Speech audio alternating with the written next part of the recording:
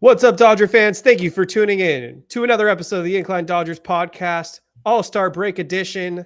Kevin Klein speaking. We're presented by TickPick and Fansided. Your Los Angeles Dodgers are 56-41. We're gonna dive into how shitty the Dodgers have played as of late, but let's start on a high note because we just had the All-Star game yesterday evening, Tuesday, July 16th. We're recording on July 17th. For those that care. And the National League once again lost to the American League. So that's what, 13 out of 14 years that the NL lost? A tale as old as time, Kevin. But at least it doesn't dictate World Series home field advantage anymore. So we got that going. But anyways, the American League won 5-3. I will let Jake Reiner share his thoughts on the All-Star game because I don't really care about the All-Star game that much, to be honest. But there was some good news if you're a Shohei Ohtani fan, because he's the only one that really did anything offensively for the National League. Hit a 3-run home run, put the National League up 3-0, hit it off Red Sox pitcher Tanner Houck, who we're going to actually see potentially coming up soon because the Dodgers begin the second half with the Red Sox at home. But anyways, Shohei Ohtani, the first Dodgers player to hit a home run in the All-Star game since Mike Piazza did it in 1996. So let me pass it over to my co-host, Jake Reiner. How you doing, Jake? What's going on? Hey, Kev. The All-Star game. Yeah, I like the MLB All-Star game. It's my favorite All-Star game of any of the major sports because I feel like the players are actually playing as close to, if not as hard as they can play. You see they've reduced the NFL Pro Bowl to flag football. That doesn't really matter, or it doesn't really count for anything. The NBA All-Star game is just kind of a layup line type of deal, alley-oops and flashy dunks. And I just feel like with baseball, you can't really just phone it in. I mean, these guys are going to be throwing in the upper 90s, 100 miles an hour, especially for these guys that are just making their first appearances ever, like Paul Skeens, rookie pitcher for the Pirates, who wants to show off his stuff. And of course, the other players on the team, the more veteran guys, are there to show you kind of what they're made of too. And Shohei Ohtani loves a big stage, and he crushed that ball off of Tanner Houck, like just absolutely destroyed it. And the cool part about that home run was that they were in the middle of interviewing Aaron Judge and Juan Soto. They had them mic'd up in the field, and Joe Davis asked Aaron Judge about Shohei Ohtani, and Aaron Judge kind of teed it up perfectly. He was talking about how amazed he is by his talent, how he hits these balls, just these rocket home runs, 115 miles per hour off the bat. And then boom, as soon as he ended his sentence, that's when the ball left the yard. It was a no doubt about it shot. And I thought at that point that the National League was going to go on to win this game. And then Logan Webb happened. He came out and just coughed everything up. And then the National League never scored again. It kind of felt like, Kevin, the last few weeks of what we've been seeing from the Los Angeles Dodgers as we've headed into the All-Star break, where they get a lead, or they kind of get either a 1-0 lead or a 3-0 lead. And then the starting pitching is terrible, or the bullpen blows it. And that's kind of what we saw in that Tiger series leading into the All-Star break. So yeah, that was the one highlight from the All-Star game that was cool, was the Shohei home run. I was on record on this podcast, and I made my presence felt on social media when I said Logan Webb had no business and didn't deserve to be on this All-Star team.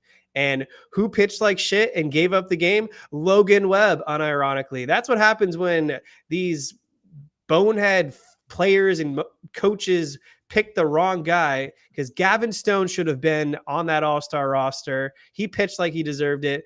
So karma's a bitch for Logan Webb. So sorry, Logan, you screwed us over. Shocker. Giants fan, Giants player ruining a Dodgers player's glory. Because if this was really based on performance, not win or loss outcome, Shohei Ohtani should have been the All-Star game MVP. Nobody had a better game than he did. I understand that Jarren Duran hit the go-ahead home run, and so they're going to give it to the winning team. But kind of like Jerry West in the finals all those years ago where he averaged a monster series and they lost to the Boston Celtics, that was Shohei Ohtani in this game because he was the best player on the planet. He was the best player in this game. He showed up to the occasion with the bright lights. And just like in the World Baseball Classic where he dominated in this All-Star game, and he set up the National League for success. Unfortunately, Webb and Hunter Green blew it for us.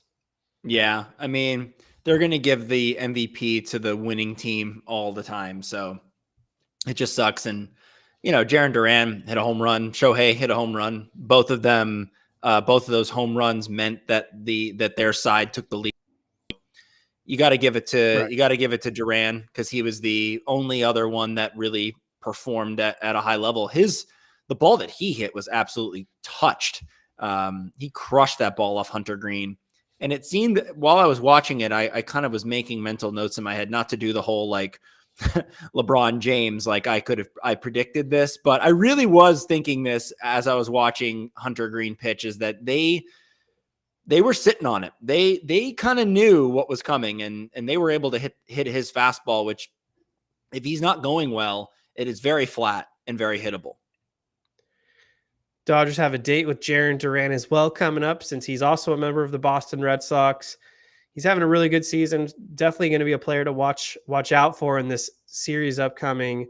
284 hitter, 819 OPS, 22 stolen bases, 10 home runs, 41 RBIs. Duran, maybe a future Los Angeles Dodger. We have a good track record. You say that about everybody. We have a good track record of making trades with the Red Sox. Yeah. Could happen one day. We're going to need some outfield help. The All-Star weekend was kind of run by the Los Angeles Dodgers. It wasn't just the game, but the night before in the Home Run Derby, finally, someone on the Los Angeles Dodgers took home the Derby crown. And it was kind of a nerve-wracking one because Teoscar, I believe, was the last man in after the first round. 19 home runs, I believe, is what he hit. Just beat out the hometown guy, Adolis Garcia, and then everyone else kind of sucked. Pete Alonso was garbage. Jose Ramirez, or who else was there? Gunnar Henderson. Gunnar Henderson was a big favorite. He really disappointed. So anyways, Teoscar got in, and it was long. It was a very long derby. I will say that. But Teoscar literally edged out Bobby Witt Jr., who went second in the finale. And if Bobby Witt Jr. was one home run shy of tying Teoscar for, I guess, what would have been a shootout or something, but Teoscar won. Yeah, and he survived 2 rounds, if you remember, because the previous round it was Alec Boehm and they had a swing off, and that was pretty epic. To see Teoscar hit 2 of 3 home runs, that was huge. 1 home run with 3 outs to play with 3 pitches to play with, that's tough to do. But to hit 2, you kind of feel like you're in the driving seat. And again, it was like Teoscar just did enough to survive. And that last ball by Bobby Witt Jr. I thought was gone. And it just died on the warning track. And then that was the ultimate win for Teoscar Hernandez. Just a really cool thing to watch. I remember watching that derby back in 2015 with Jock Peterson and Todd Frazier. And I thought for sure Jock Peterson had that and was going to win it. And Todd Frazier, another hometown guy, it was in Cincinnati. So they had their home player going up against Jock Peterson, and he was able to kind of get the crowd behind him and win that. And then for Bobby Witt, who is a Texas native, I thought the same thing was going to happen with him, but he could not muscle one over the wall, which would have tied it. It wouldn't have, given him the win by any means, but it would have tied it, and they would have had to do another swing off. But I have to say, I do really like this new format that they've put together. I know that the Derby lasts way too long and they need to, shorten that, but the drama of having not only a certain number of pitches, the time, the clock is great. The timeout is really well done, but that you get 3 additional outs to play with after in the bonus round. And then if you hit one 425, you get an extra out. I thought is great. it's a great kind of dramatic moment because you feel in the initial round, right, when it's timed, there's not really enough time to really appreciate the home run because it's like you got to get back in the box, you got to get back and ready to swing before you even see where the ball goes, and it's hard to track sometimes.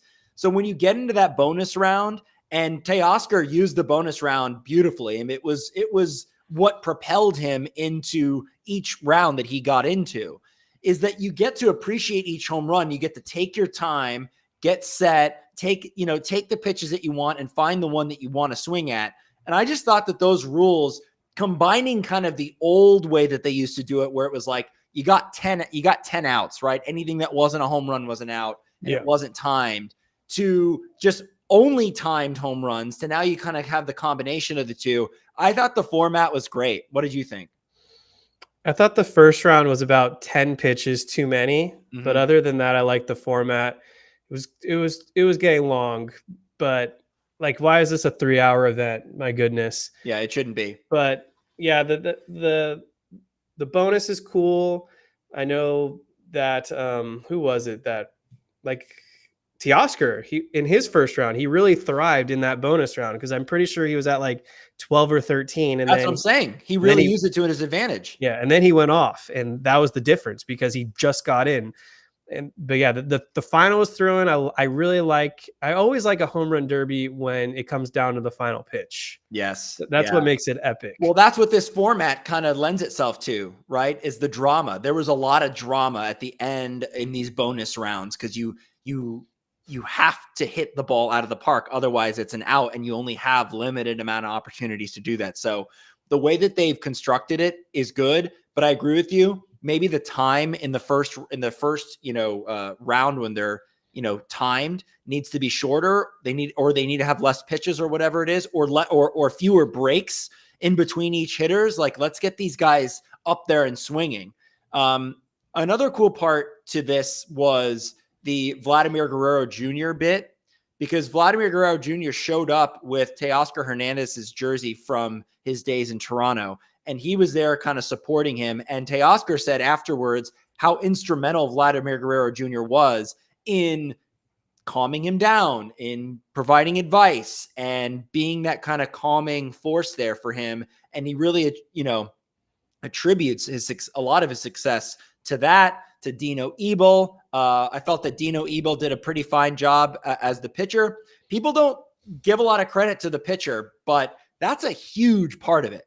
If your pitcher is not on, and if they're putting the ball kind of out of where you want it to be, that could ruin your chances of winning this home run derby. So the pitcher and the hitter obviously have to be in sync. Dino Ebel's been around the block for a very long time, and it looked like he and Teoscar were in sync. I'm surprised no one contacted Noah Syndergaard to be their pitcher. That guy gives up a lot of home runs. Yeah, that would have been my choice if I were to go up for the home run derby. Noah Syndergaard on a mission to lose 25 pounds, apparently. Didn't even know he had 25 pounds that he could shed. Yeah, and I didn't know that was the issue. What's up, chat? Hit that like button, hit that subscribe button. But yeah, Teoscar Hernandez walking away with $1 million more in his pocket. Yeah. And also, I think for me, like, I know we got to wait till October and see what happens, but from what I'm seeing from Teoscar Hernandez, I would like to see him in Dodger blue for a very long time. I think that if the Dodgers could get it done, they should extend him. We've seen how many holes the Dodgers have in their outfield. So to be able to solidify a guy like that for a long period of time, a guy that likes it here in Los Angeles, does not want to move all over the place, does not want to be a journeyman outfielder. That's something that I think is kind of a match made in heaven. What do you think about that? Yeah, I mean, look at the Dodgers outfield depth. There's none of it. The only reason I would see the Dodgers maybe not offering him a long-term contract is if they view Teoscar can't play the outfield for the majority remainder of his career and he has to be a DH. That'd probably be the only reason I could be okay with having to let him walk. But if it's a 4-year contract and he can play the outfield like he has been, we don't need a lot from him defensively. He just needs to be not a liability out there. Give him the 4-year contract, 5th-year club option if they have to, $20 million annually. he deserves it. They should bring him back. We're looking at an outfield right now of Teoscar, Pages with a question mark. I'm assuming he's part of the long-term plans. And then there's an opening in right field. I mean, I would love to move Mookie Betts back there if it were up to me. So if you have Teoscar and Mookie in the corners, and then you can maybe figure out center field, whether it's Pages or Outman, or if it's like a Luis Robert, if they end up going to get him or whatever, to have those three guys in the outfield, you're set right there. So, or Randy Arozarena, right? I mean, that's the other option there if you're not satisfied with an Outman or a Pages.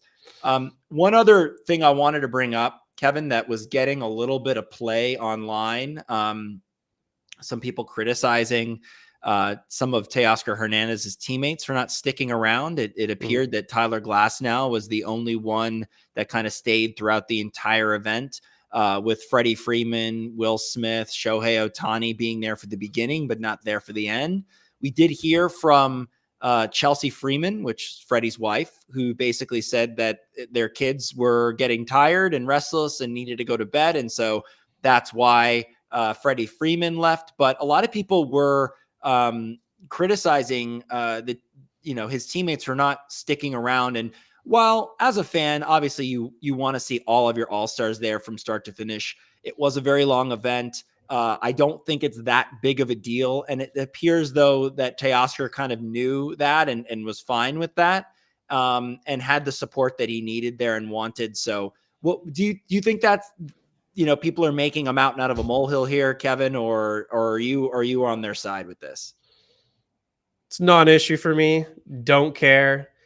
Like I said a couple minutes ago, the event was too long, and it's also 2 hours later in Texas. So for what was 8 p.m. here, I think 10 p.m. out there, people like Shohei Ohtani, I believe he sleeps a lot too. I don't know if that's just part of the Japanese culture, but the Yamamotos, the Kikuchis, and I think Ohtani, they sleep more than the average person.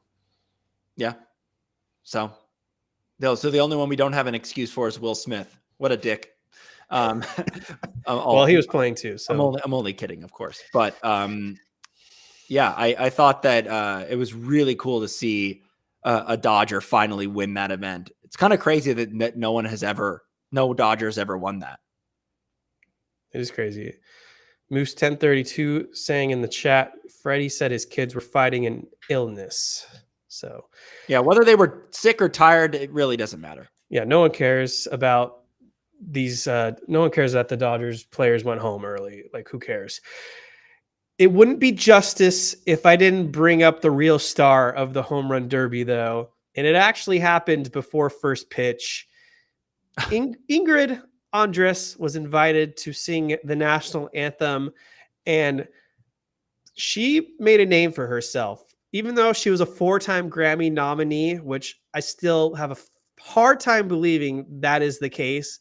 But apparently the Grammy committee felt she was worthy enough to have 4 Grammys, which you can't take back nominations, I guess, but they should definitely take those nomination counts away from her after this disgraceful national anthem that she provided to not only the fans of Texas, but all of America, because it was broadcasted. She gave Fergie a run for her money, because I think this rendition of the national anthem was the worst of all time. And I understand that the next day she posted on her social media accounts that she's going to rehab because she performed drunk. That's not an excuse for me. A lot of talented artists sing wasted all the time, and they pull it off. I think she's just dog shit, period. And I don't expect her to ever be invited back. I won't ever listen to any music recordings from her, because I'm just going to fly under the assumption now that she's just a terrible singer. And I honestly don't buy. I think the drunk excuse is just an excuse to hide from the fact that she sucks at singing. Yeah, it's a harsh return on her. I think that it was awful as well. I think that it was honestly the worst performance of the national anthem of all time. I think it It far surpasses Fergie. It far surpasses Roseanne Barr. If you remember years and years ago, where she like spit on home plate, because it felt like that was more of like she was trying to do like a bit, like a comedic bit. This was actually a bad performance. And, it kind of sucks that she is going to rehab. And if that is all, true and all of that, then I wish her the best. I hope she gets the recovery that she needs. And it kind of takes away from what I really wanted to say about that performance, because it was really bad. Yeah, I don't know her music. But based on that, I don't know if you can fully blame it on being drunk, because there just was no semblance of hitting the correct note. And then at one point toward the end, she just started inventing notes and inventing parts of the national anthem that I didn't know existed. So it was pretty bad. It was pretty bad all the way around. And if you're going to be on a big stage like that, you got to be better. You just have to. She's got to be a leading contender right now for Idiot of the Year. We haven't had many idiots this season. It's been a pretty low-key year. Doesn't mean that there won't be more incidents to come. Yeah, but we're only in July, so let's give it some time. Yeah, I hope that the idiot, whoever the Idiot of the Year is an actual idiot and isn't dealing with the seriousness of alcoholism, because it is very serious, and we can really kind of go in on her. Not that you held anything back, Kevin, but I just feel like I would like to throw my full weight behind someone who's the Idiot of the Year and not feel bad about criticizing them. Michael Creo saying bad audio feedback. I don't know if that's referring to us or something regarding Ingrid, but unless other people have complaints, I think our audio sounds fine. So I'm going to continue on with the show. That's all I got for All-Star Weekend. Once again, it wasn't all that memorable, but at least Shohei Ohtani hit a home run and Teoscar Hernandez was the home run derby winner. But the game itself, to me, never is that memorable. I don't know what they could do to make it more exciting with more offense, but I guess that's the repercussions when you have the best pitchers of the world, minus Logan Webb, invited to the All-Star event. Yep. I would love to see these be kind of like a hybrid in between of like the NBA All-Star game, where there is some defense, but at the same time they're able to showcase the offense. Just doesn't. It's tough though, because it's like how are you changing that? You're telling the pitchers to not pitch as well as they should. Yeah, just nothing we can do, I guess. That's how it goes. All right, let's transition now to your actual Los Angeles Dodgers. And they couldn't have left the first half on a lower note. They got walked off on by the Detroit Tigers in back-to-back games. The Detroit Tigers are not a good baseball team. I mean, the Dodgers as a whole have been very sluggish. I don't know why 47 games was the number people are cherry picking, but they're like 23 in their last 24 out of their last 47. They're like 3-7 in their last 10. And they've just been playing basically 500 ball for almost 2 months now. And a lot of this falls on the pitching because of who's left. And at the same time, the offense is sporadic at times. But I'm going to start with kind of my issues in how these last 2 games were managed. And I didn't think Dave Roberts did a good job at all. More so in the last game, and I'll explain my issues in the second to last game. But I didn't understand going into that game, you have the new Dodger, Brent Honeywell, and we pulled him after 3 innings or so. He wasn't even that worked. Then they went with Yarbrough, who's just been a stinker. Maybe we'll have a couple minutes to just talk about how bad Yarbrough's been. Mm-hmm. I don't even trust that guy anymore. But then they go to the bullpen, which apparently was very shorthanded. Daniel Hudson's dealing with a back injury. He wasn't available. I don't know why they didn't find a guy to replace him. Evan Phillips, I believe, was down because he blew the save the night before.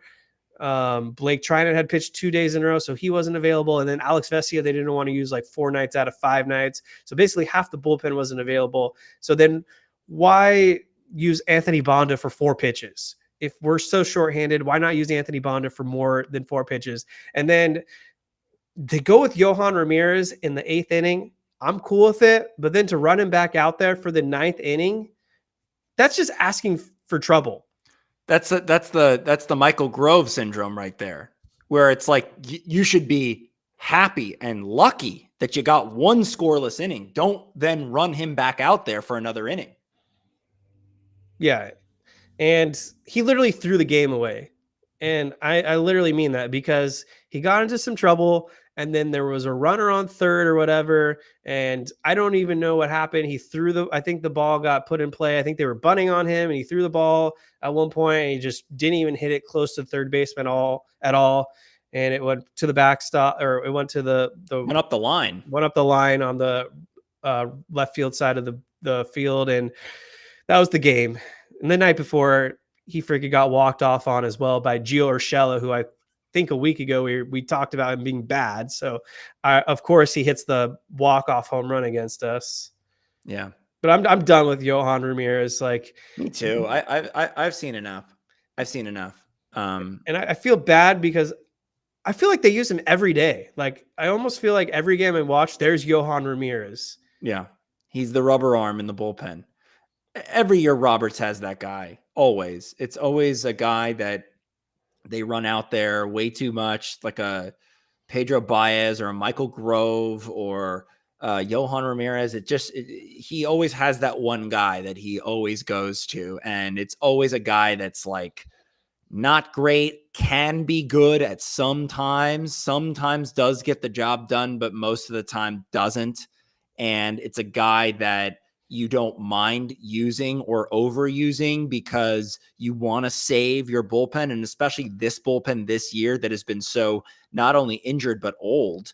You're going to have guys that you're going to plug in. And so while I do fault Roberts maybe in the way in which he managed the bullpen the way he did in these last couple of games, the bigger issue is that they just don't have enough arms to call upon. And that, I think, is the bigger issue here, not so much what he did with the relievers. Because look, if you have a 9-4 lead in the 9th inning against a bad Tigers team, you should be able to find a pitcher down there that can get you 3 outs. You have to. And I know he brought in, what was it, Vanasco, right? Yeah. Who they had just brought up from AAA. I'm sorry, bro. You got to get the job done. We should not have to fire up our closer in that situation. And the fact is that we had to run in our closer because Vanasco couldn't get the job done. And then Phillips comes in, blows it, which, is going to happen when you have a closer. That's just going to happen. And especially maybe Phillips wasn't prepared to pitch that day. And this is not a playoff game. So it's not like, you're in a playoff game and you're thinking your mentality is, oh, I'm going to be called upon at a moment's notice and I need to be ready. This was a game in hand. The Dodgers versus the Tigers with a 5-run lead in the 9th inning. That should be a lock win every single time.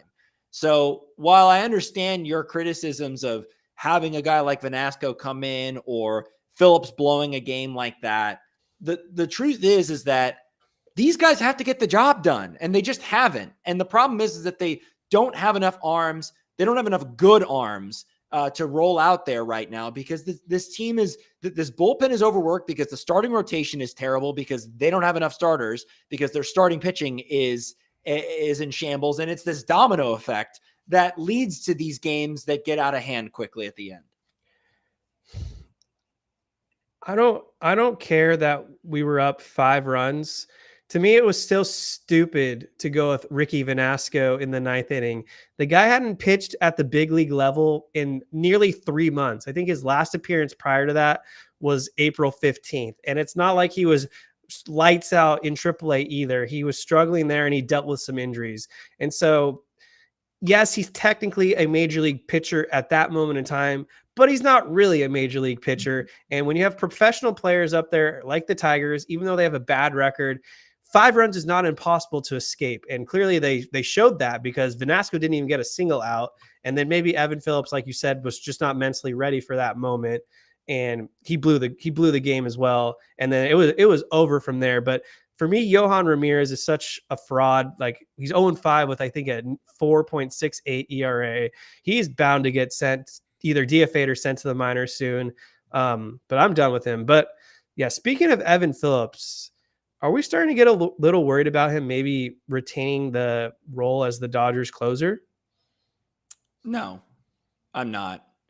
I think that they're just overworked. And it's, Phillips is fine. I mean, he's had a few moments where he's blown up. Treinen's had a few moments where he's blown up. Daniel Hudson has had a few moments where he's blown up. I mean, this just happens when you're a reliever. And the fact that Phillips has been this good for this long is actually a miracle, because of where the Dodgers found him originally, which was, he was DFA'd. Was it DFA'd by the Orioles? I think it was. Like, he was on the scrap heap. He had no business being an elite reliever for the Los Angeles Dodgers, and that's what he turned out to be. So I'm going to give him all the benefit of the doubt that we can give him right now, and hope that the Dodgers can add a couple of relievers at the deadline, because they really do need it. Whether or not you have Phillips as the closer or not, or it's a closer by committee kind of thing, which they've kind of been doing a little bit, because you've seen Vesia close, you've seen Hudson close, you've seen Treinen close. Phillips gets the majority of the opportunities, but this is a bullpen by committee kind of deal. So they definitely need more relievers, and that's the issue, I think, rather than being worried about Evan Phillips.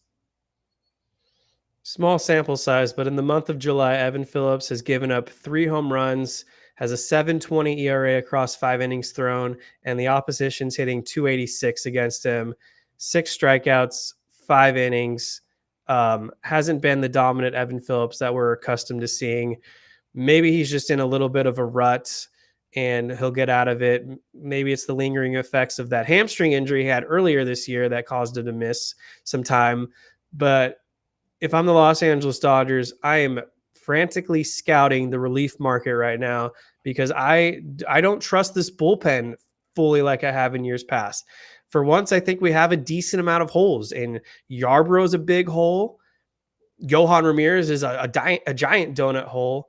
And then they just sent down Michael Peterson, so it sounds like Joe Kelly's about to be activated, but you never know what version of Joe Kelly you're going to get. He's kind of the biggest wild card of all the relievers on this Dodgers pen.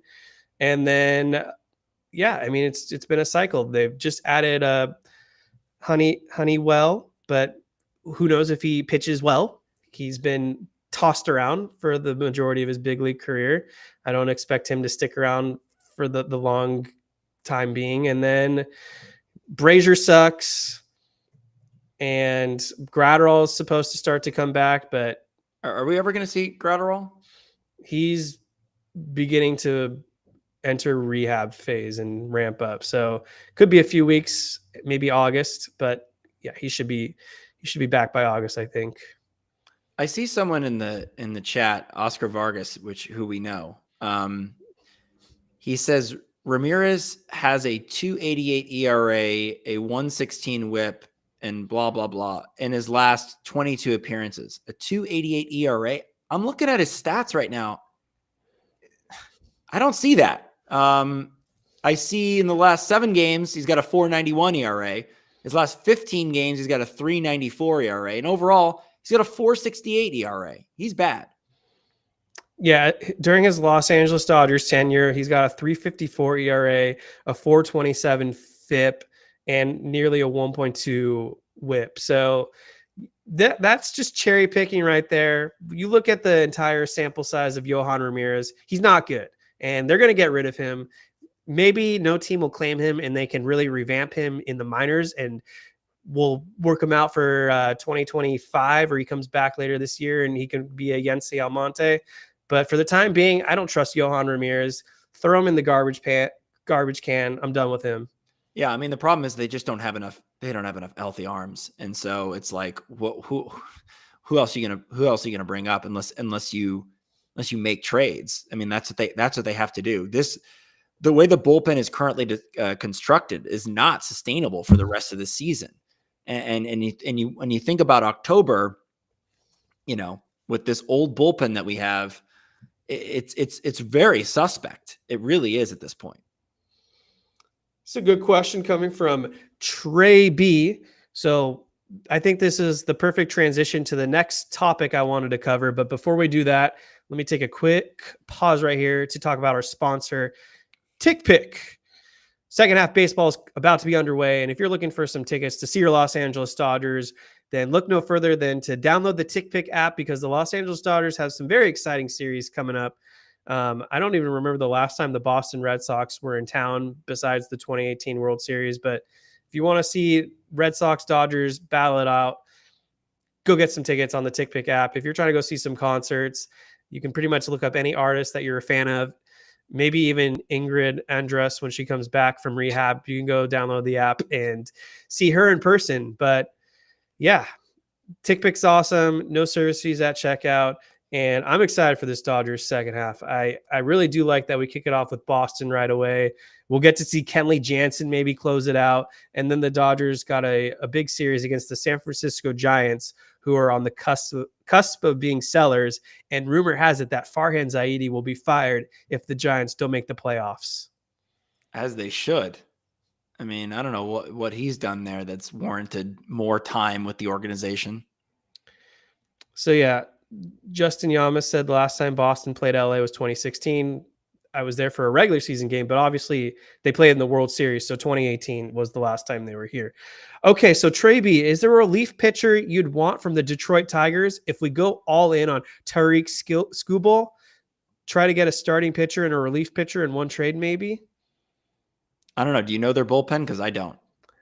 I mean, I just saw them in the series, and no one on that bullpen really impressed me. Yeah. I don't think I want any of their relievers, but Kenta Maeda. I actually did hear that could be a throw-in. He's been bad. Of course, he dicked us down, but I think I'm good. Yeah, on but that. we know the secret sauce for Kenta is that bullpen role. True. We've seen it before, and it's worked wonders. Anyways, the big name here is Tarik Skubal. I've talked about him at a nauseating fashion at this point, but the rumors are starting to look real. Tom Verducci, I think Jim Bowden, John Morosi, and myself, an unofficial insider that doesn't really have any intel, are all saying that the Dodgers actually are trying to pursue this trade for Skubal.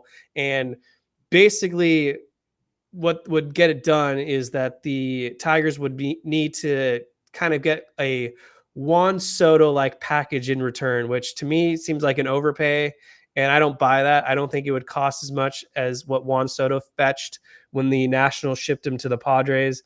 But I do think it would be a lot. And I do think that the Dodgers and the Orioles are two teams that legitimately could get this trade done if they're serious about going all in on.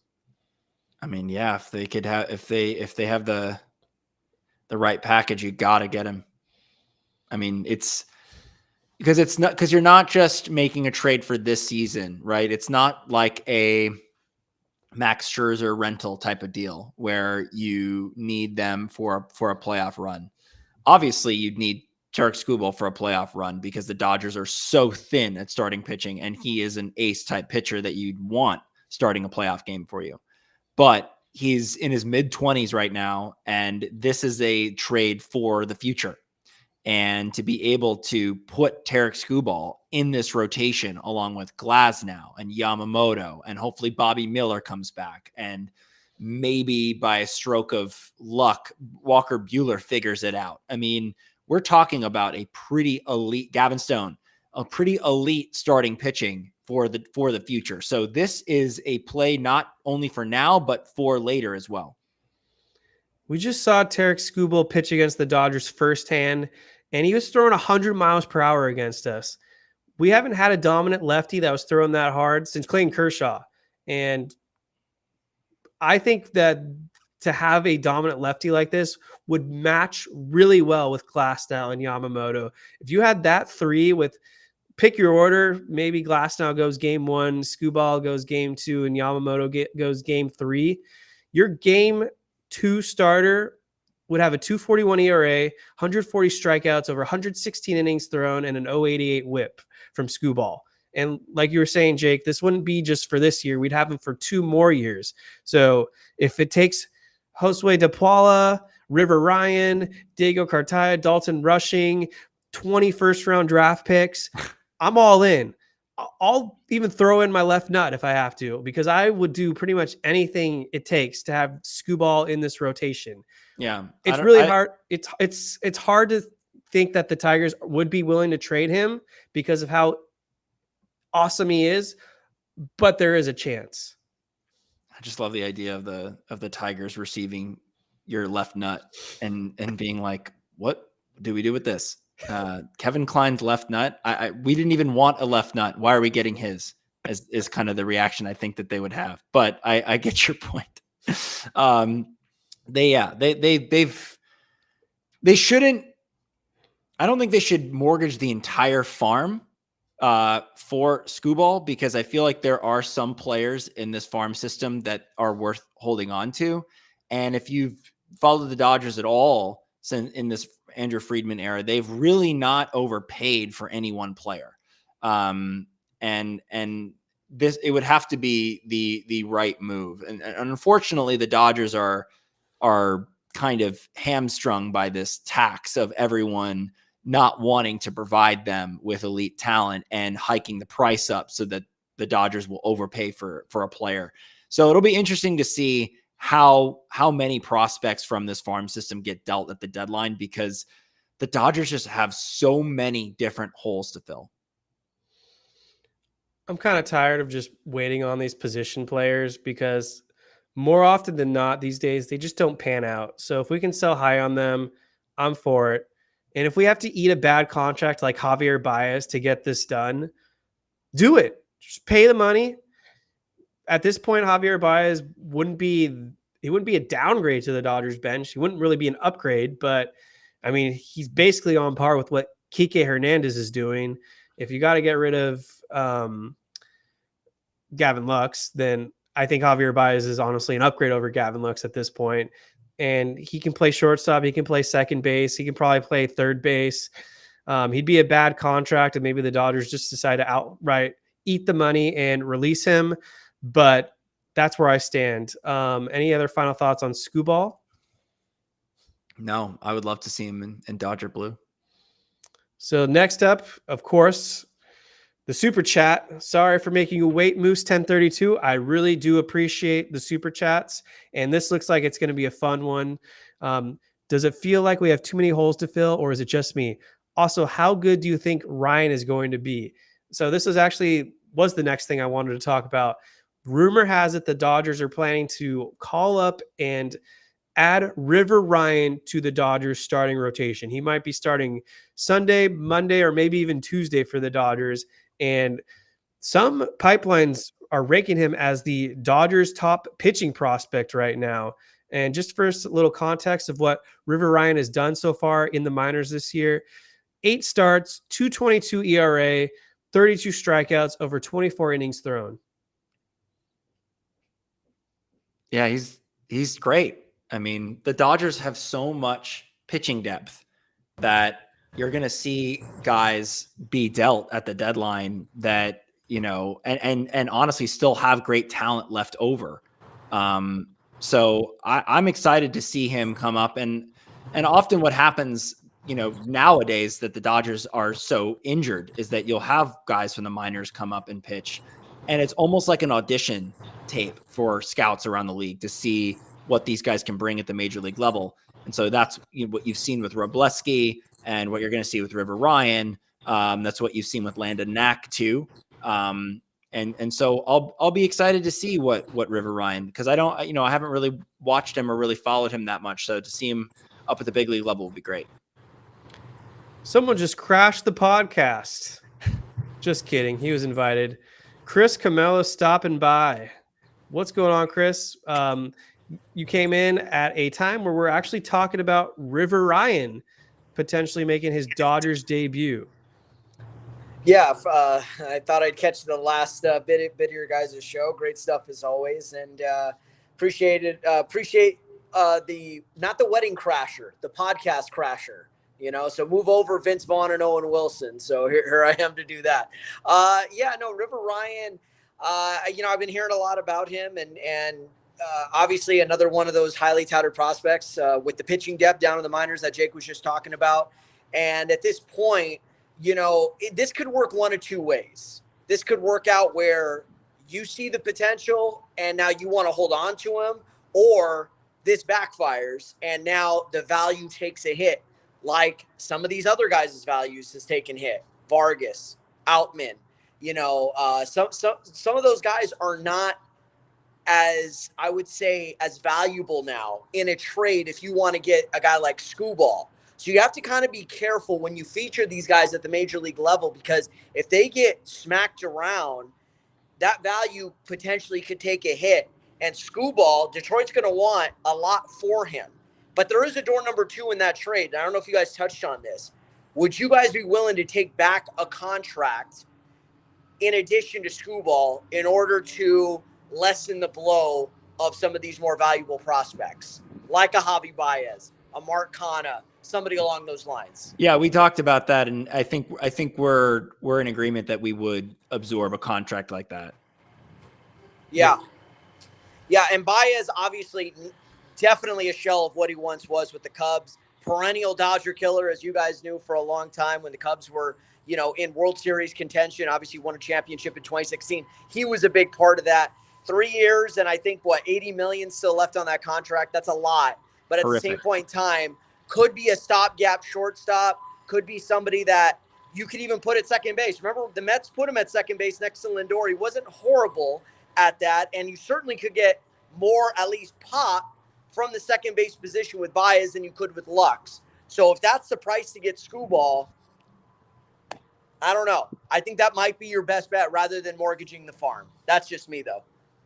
I want to touch on the other part of this question, which is, does it feel like we have too many holes to fill? That's where I was going to go too. And I don't think we have too many holes to fill, because I believe that the Dodgers have the resources available to make multiple trades, and I think that they will. But the priority has to be starting pitching, because as we know, going into the postseason, that matters. And the past couple seasons, the Dodgers have been very thin at starting pitching, and it has really hurt them. So that has to be the priority, with the amount of injuries that they have and the amount of question marks that they have with guys like Yamamoto and Kershaw and all those guys coming back, Bobby Miller among them.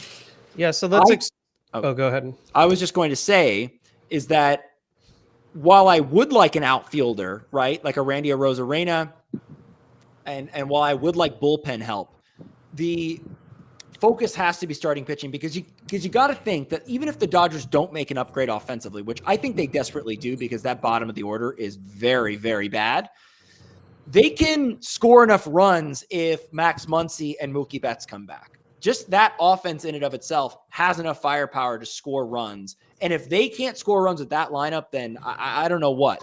So they should be okay with that if they wanted to just focus on pitching.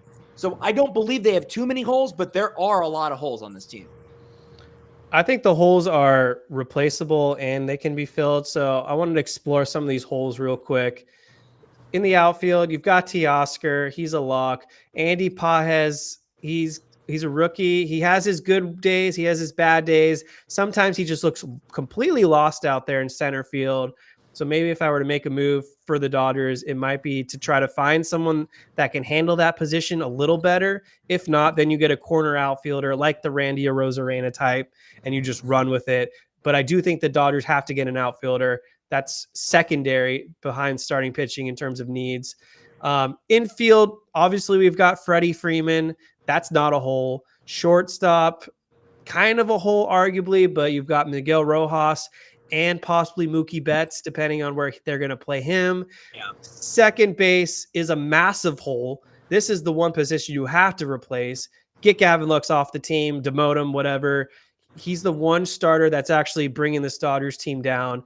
Third base is a hole in the meantime until Max Muncy comes back. If the Dodgers view themselves in a spot where Max Muncy can't come back, then they have to go out there and trade for a third baseman. Then that becomes a big priority, probably even above outfielders. And then obviously the catching position's fine. In terms of the rotation, there are a lot of holes, but Glasnow will be coming back almost immediately after the All-Star break. Yamamoto's on the 60-day IL, and he might not be back until early September if we're lucky, but they do seem to think there's trends in optimism in terms of his progression, but it's the Dodgers and you never know. Bobby Miller's in AAA. We'll see what happens with him. Walker Buehler is on the injured list and isn't even working with the Dodgers medical staff. He kind of ghosted them. And then Clayton Kershaw just threw a rehab start in AAA, and they seem really optimistic on Kershaw coming back. He might only need one more rehab start, and then they're willing to activate him off the injured list and add him to the Dodgers rotation. And then we talked about the bullpen at length, so I'm good there. I would say the wish list at this point, I know everyone, Jake, you're talking bullpen and I get it, but if you can get Brazier back, Joe Kelly, and Brusdar Graterol, that's a big influx right there. Just saying. I'm not saying those guys are so uncertain. You know what I mean? Like I hear you, but I also don't think that should be super high on the priority list. And by the way, I am not so gung-ho about this Kenley Jansen reunion idea. I know people are nostalgic. He had his best years with the Dodgers, no question about it. But I am also not super keen on it. I think you need 2 bats and 2 starters. One that could play the outfield at least, one that could potentially play third base. And then, of course, you not only need a high-end frontline starter that you could use for the now and the later, but another veteran innings eater. And I know, Kev likes to make fun of me for this idea, but Tyler Anderson, who didn't pitch yesterday in the All-Star game, would be a welcomed addition because you know what you're going to get. And he's got familiarity with the Dodger catchers. He's got familiarity with the Dodger pitching coaches. And he got his career back on track. Why? Because he was with the Dodgers. Not to mention, he's not a rental either. You would have him for at least one more year going into next year. Now, I don't know if that year is guaranteed. I think it is.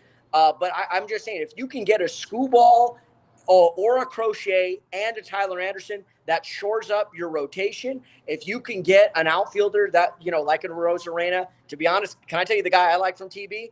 Isaac Paredes, the third baseman. I think that really solves a few. Those 2 guys solve your issues as far as the offense and the defensive flexibility. Yeah, Just me. If you go out and get an Isaac Paredes or a Luis Renifo, which is another guy that I've been banging my fist on the table for, and you package like, Luis Renifo and a Tyler Anderson or Luis Renifo and a Carlos Estevez even, that's a package that I would love. If you were to get a Skubal or a Randy or Rosarena. I mean, there's so many different, combinations of players that I would accept, and that would solve a lot of problems. Yeah. Michael Carrillo pointing out Tyler Anderson has a 460 FIP. Just an FYI. I'm fine with Tyler Anderson. The thing about Tyler Anderson is that it's like you're getting Tarik Skubal for the postseason, right? You're getting Tyler Anderson because you need fucking starting pitching. And you need That's what I've been saying. You need to get to the end of the road here, and he's a durable starter. If Tyler Anderson is the secondary starter in a trade, I'm okay with that. But if that's the only guy the Dodgers get, I'm going to be furious. Oh yeah. No, if that's the only guy they get, then what are we doing? Yeah. I do not want a repeat of last year where we trade for a bunch of scraps and then they look like dog shit in the postseason. That's not going to fly. Question: if are the Mets going to? 2 questions actually. Are the Mets going to be sellers in your guys' opinion? And 2, would they consider trading Jose Quintana?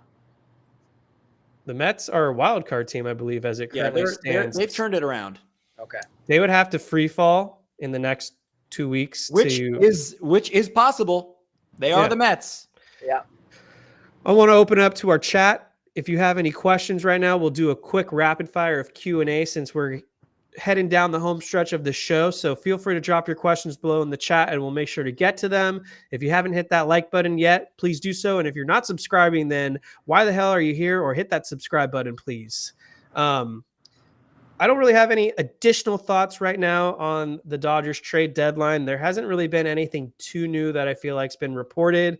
We've got the talks of Crochet. We'll see what happens there. Skubal, which apparently is gaining a teeny bit of momentum. Randy Arozarena, another name that the Dodgers are linked to. Paredes, potentially. I've heard that as well. And then, the Tyler Anderson. I haven't directly heard the Dodgers reaching out about Tyler Anderson, but it wouldn't surprise me, I guess, if that were to happen. And also, did you guys cover Eric Fede from the Chicago White Sox? I've talked about him before, but I haven't heard a rumor yet. I'm surprised you didn't bring up your boy Finnegan, Chris.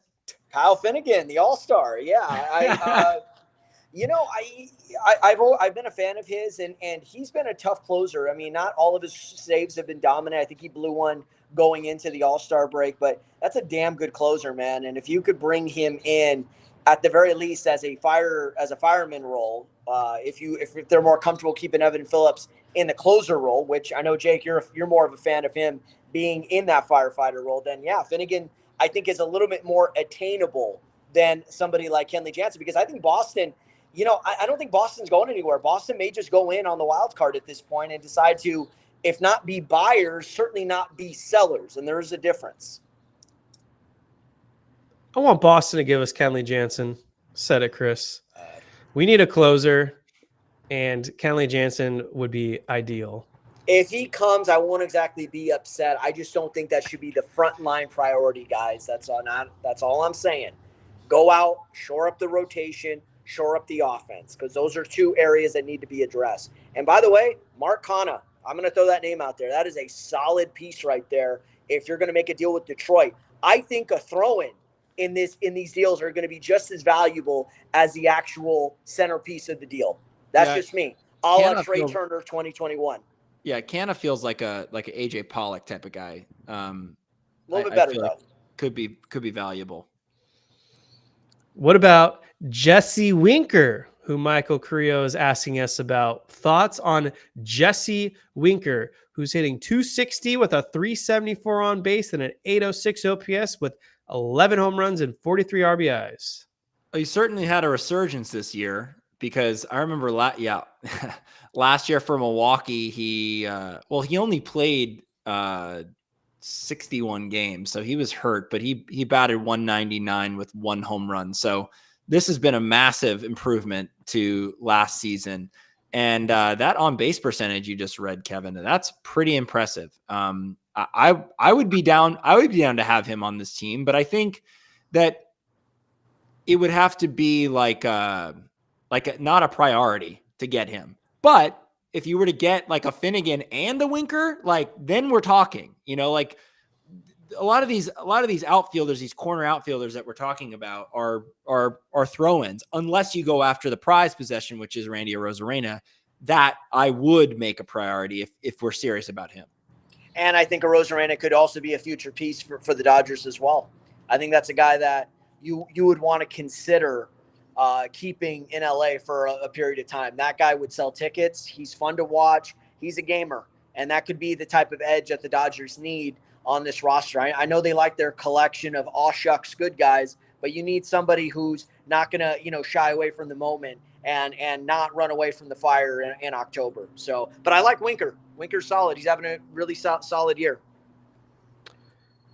I'm indifferent on the move right now. I wouldn't hate it, but I wouldn't exactly be jumping in the air. I kind of think we kind of need to brace ourselves for the Padres potentially trading for Garrett Crochet. And so I think the Dodgers' only response really is to naturally add a right-handed bat. And I know Jake mentioned him a week or two ago, and I'm trying to figure out where he stands defensively. Yeah, he can play. Yeah, so he's been mostly a DH this year, so it might not work out, but Brent Rooker would be a really good add. Yeah, I love Brent Rooker, and he's a young talent and someone that, again, you could keep for a long period of time. He's got great pop. I mean, he's the only thing that is kind of a drawback with him is that he's unproven and untested, but he's one of the guys that I would love to see in Dodger blue, because the Dodgers can make a lot of trades at this deadline that will help them through next season. So I think they're going to be looking, kind of to upgrade their roster for the future too, which I think is really important. Yeah, I like Rooker, and the only team I've heard linked to him so far, and obviously things are going to change soon, is the Philadelphia Phillies. So you could be battling them if you're that interested in a guy like Brent Rooker. Very true. Can you guys do a redraft of past Dodgers drafts from Michael Carrillo? Oh my God. I wouldn't know what year or what to start with, Michael. A redraft. Like, yeah, because we all have a ton of time of our hands, Michael. Yeah, I would take Jaime Jaquez over Jalen Hood-Schifino is what I would do. Ditto. Or Pojemski over Hood-Schifino. Right. Or him. I was trying to figure out what year is it the 2019 MLB draft? Let me just see if I can pull Cody this. Hosey? Yeah, so the Dodgers took Cody Hosey 25th overall in the first round, and then they took Michael Busch 31st overall in the compensation round.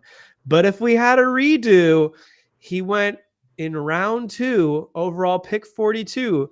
The Baltimore Orioles selected Gunnar Henderson, a shortstop out of John T. Morgan Academy. I think if I was to have one redo right now, that would be it. Yeah. And we kind of need a shortstop.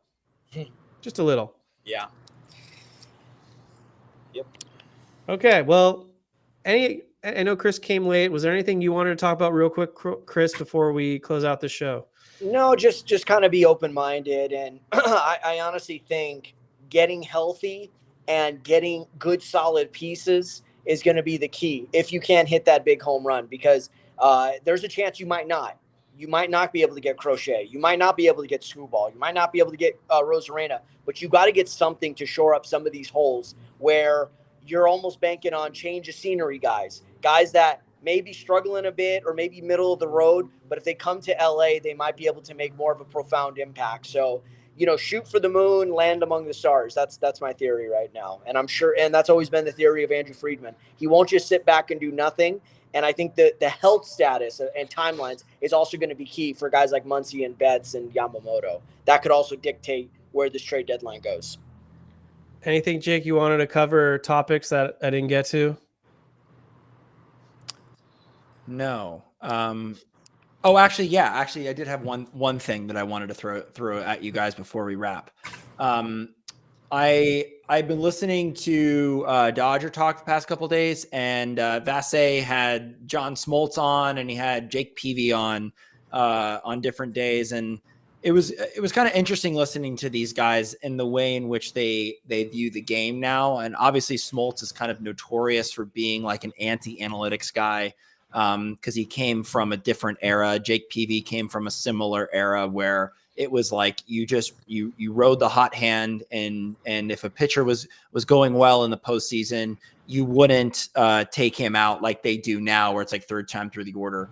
And Smoltz actually made a really good point, which was the analytics do work, right? We've seen them work. We know that there are advantages and disadvantages to using them. And what his point was is that they work for the regular season.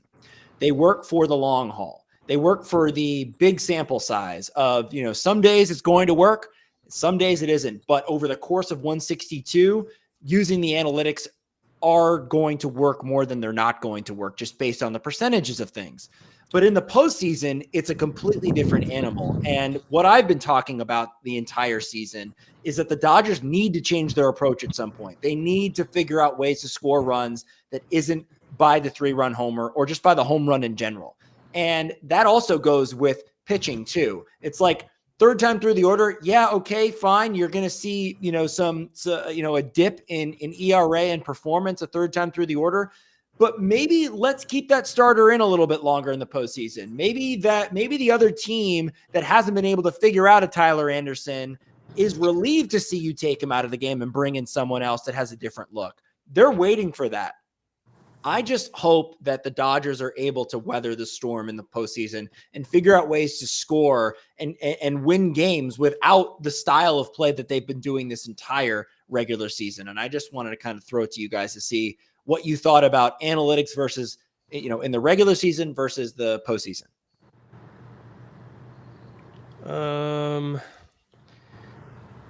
There's some conflicts because whenever Dave Roberts says he's going with his gut, that's when the worst moments happen in Dodgers history.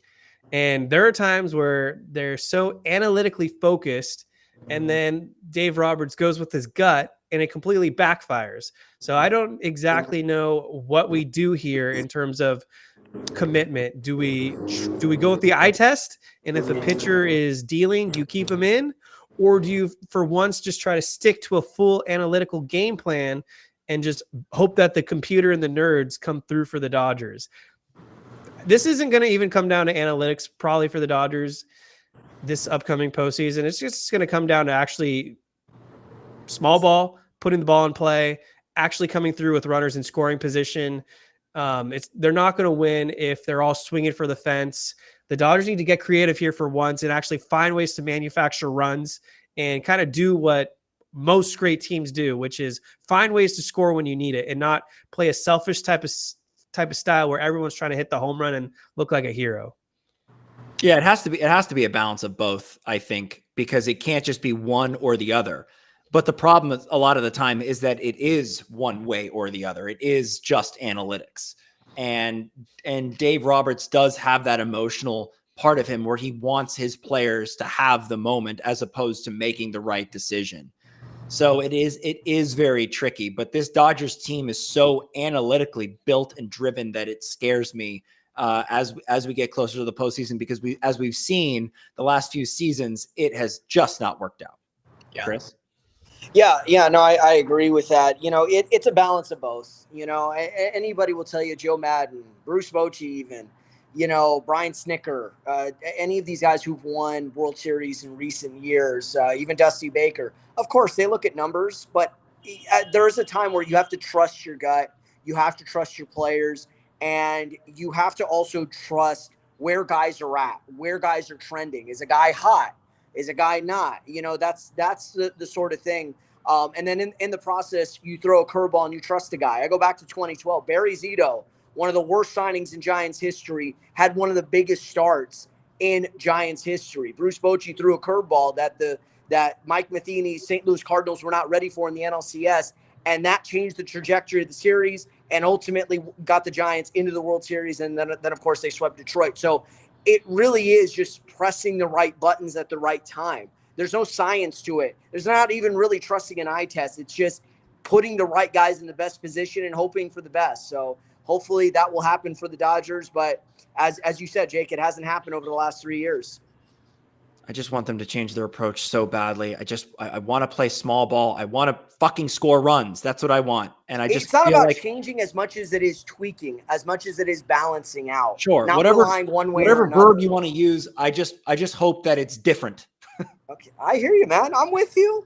Hey, you ain't the only one that's throwing a shoe at the TV during Game 5 of the NLDS. Believe me.